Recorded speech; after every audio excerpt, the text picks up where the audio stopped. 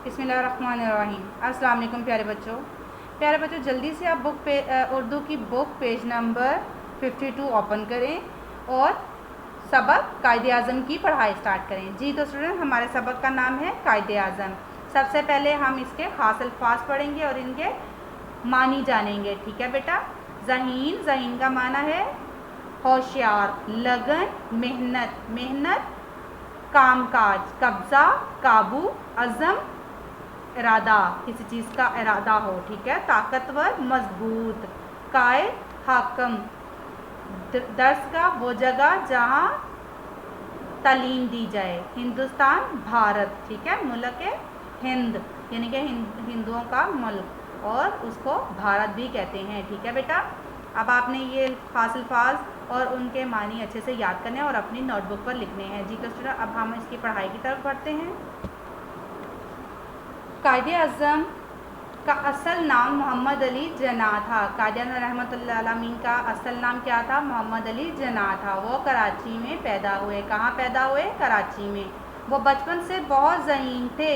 क्या थे? ज़हीन थे, होशियार थे। वो बहुत मेहनत और लगन से अपनी पढ़ाई करते थे, यानी कि दिल लगा कर करते थे। बहुत मेहनत कर कर अपनी पढ़ाई करते थे। इस मेहनत की वजह से उन्होंने लंदन की सबसे आला दर्जगाह से कानून की डिग्री हासिल की और बहुत बड़े वकील बने। कहाँ से उन्होंने डिग्री हासिल की? लंदन की सबसे आला दर्जगाह से। ठीक है। और क्या बन गए? सबसे बहुत बड़े वकील बन गए। ठीक है। इस दौर में हिंदुस्तान पर अंग्रेज़ों का कब्ज़ा था। हिंदुस्तान पर किसका कब्ज़ा था? अंग्रेज़ों का। ठीक है। मुसलमान गुलामी की ज़िंदगी गुजार रहे थे। मुसलमान कौन सी ज़िंदगी गुजार रहे थे? गुलामी की, यानी कि गुलामी यानी कि नौकरों वाली, और